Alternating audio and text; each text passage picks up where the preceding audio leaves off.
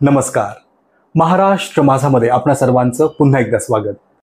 मंडळी, आपल्या देशावर कुठलंही संकट आलं, जसं परकीय आक्रमण, नैसर्गिक आपत्ती, संसर्गजन्य रोगांचा प्रादुर्भाव, अंतर्गत बंडाळी, मोर्चे, संप, उठाव, अंधविश्वासाला खतपाणी घालणारी कुठलीही कृत्य काही असो, त्यावेळेला आपलं शासन, प्रशासन, आपलं सैन्य दल, आपलं पोलीस दल, आपले डॉक्टर, आपलं आरोग्य खातं किंवा इतर संबंधित खाती आपली सर्वतोपरी काळजी घेतात.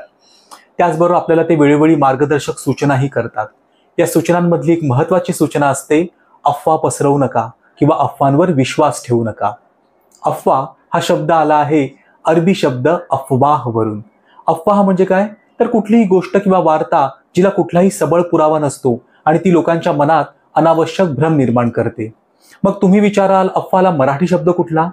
अफवाला अनेक शब्द आहेत मराठीमध्ये. आपलं शब्द भांडार एवढं मोठं आहे जेणेकरून हे वेगवेगळे शब्द आपण वेगवेगळ्या प्रसंगी वापरू शकतो. अफवा म्हणजे कंडी, भूमका, लोकापवाद, जनप्रवाद, बोलवा, गावगप्पा असे अनेक शब्द आपल्याकडे आहेत. अफवा पसरणे म्हणजे काय, तर कंडी पिकणे किंवा भूमका उठणे किंवा खोटी वार्ता पसरणे असं.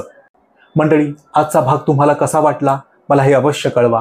भेटूया पुढील भागामध्ये. तोपर्यंत जय महाराष्ट्र.